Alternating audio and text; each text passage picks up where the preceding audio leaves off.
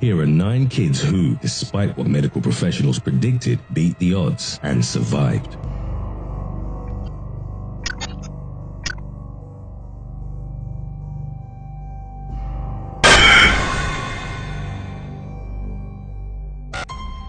Number 9. Kieran Weitz.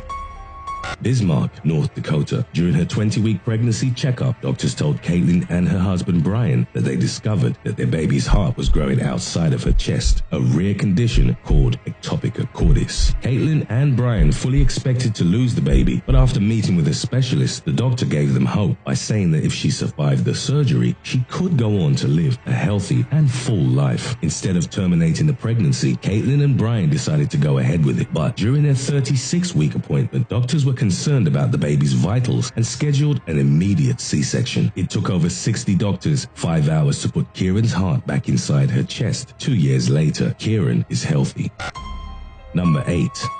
Thomas Richards.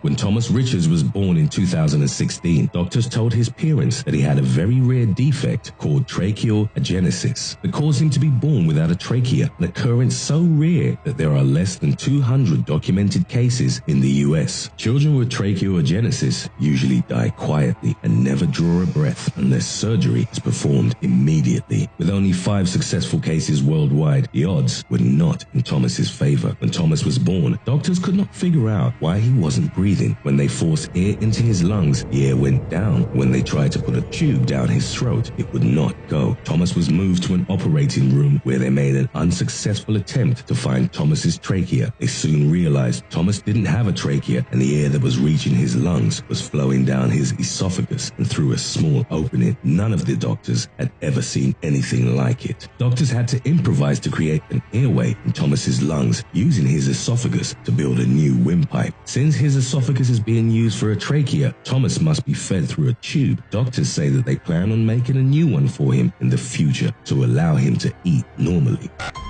Number 7. Kendra and Malaya. Conjoined twins are rare, occurring once in every 200,000 live births, and their survival rate is even more rare. Although more male twins can join in the womb than female twins, females are 3 times as likely as males to be born alive. But when they share organs and limbs, this can make things even more complicated. When Kendra and Malaya were born, they shared a large intestine, liver, bladder, and 1 kidney. Between the 2 of them, they had a pair of arms and 1 leg. The survival rate for conjoined twins, especially in this condition, is very slim, but the girls blew all expectations and beat the odds. When deciding on whether to separate the twins or not, their parents had to consider the fact that the chances of them surviving with 1 kidney would only get smaller as they got older. But doctors had never performed a surgery like this, and the chances of surviving the procedure were also low. The parents rolled the dice and decided to go through with the surgery, and 26 agonizing hours later, Kendra and Malaya were successfully separated. They have 1 kidney thanks to the donation of their mothers, but there is a long road of recovery ahead for Kendra and Malaya, filled with surgeries and being fitted for prosthetic limbs. Number 6. Cody. When Cody was born, his parents immediately knew something was wrong. His legs were curled and could not straighten. Doctors told his parents that he had an incurable disease and was not expected to live long. His parents accepted the fact that they would lose their son, but Cody, against all expectations, survived. When he was 15 months old, his legs had to be amputated and replaced with a set of prosthetics. His parents didn't expect him to learn how to walk in his first pair of legs, but he defied the odds again and walked on his first day of therapy. Cody has done everything they said he wouldn't be able to do, his mother said. Cody is now on a swim team and plans to compete in the Olympics one day. Number 5. William Kimmel. On May 2nd, late-night comedian Jimmy Kimmel revealed to the world that his newborn son William was born with a heart defect in an emotional dialogue that went viral. When William was born, he appeared to be a healthy baby, but when a nurse was doing a routine checkup, she heard a murmur in his heart and also noticed that his skin was purple. Doctors determined he wasn't getting enough oxygen in his blood. An echocardiogram revealed that William had a heart disease. His pulmonary valve was blocked and had a hole in the left and right sides of his heart. William was was sent to Children's Hospital Los Angeles for an emergency open-heart surgery. It took doctors 3 hours to open his pulmonary valve, but the procedure was a success. 6 days later, William was sent home with his parents. On his talk show, Jimmy Kimmel said he saw many families there and no parent should have to decide if they can afford to save their child's life. Number 4. Jacob.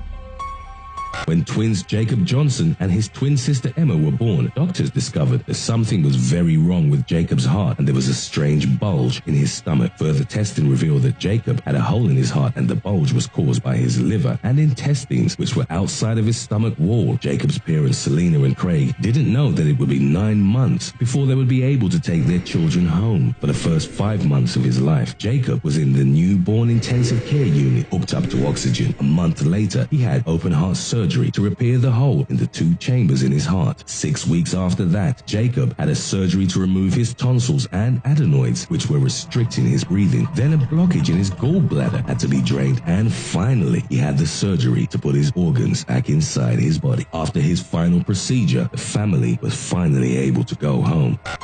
Number 3. Natalie and Adeline.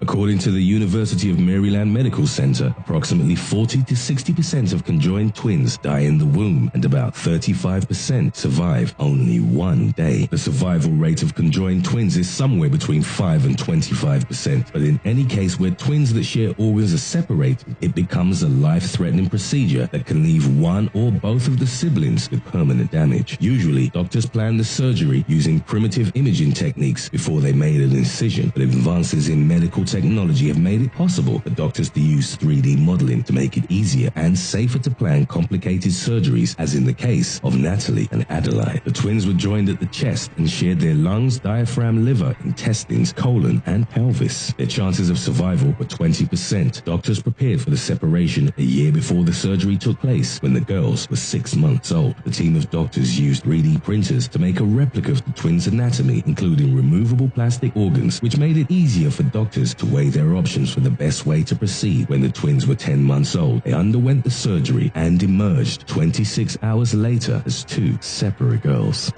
Number 2. Francesca Bradley Curran. In the UK, the cutoff time for abortions is 24 weeks. On March the 10th, 2017, Francesca Bradley Curran was born just 2 days after this mark. At 24 weeks, 2 days, doctors did not expect her to survive and consider babies born before 24 weeks to be not viable and that are not required to provide life support. Francesca weighed in at 1 pound 6 ounces. It took her 11 minutes to take her first breath. Doctors worked hard to keep her alive. It was an uphill battle for Francesca, who had 15 blood transfusions, meningitis, sepsis, 2 collapsed lungs, laser eye surgery, and kidney problems. Now at 9 months, she no longer needs life support and is doing well. Number 1. Jackson Strong.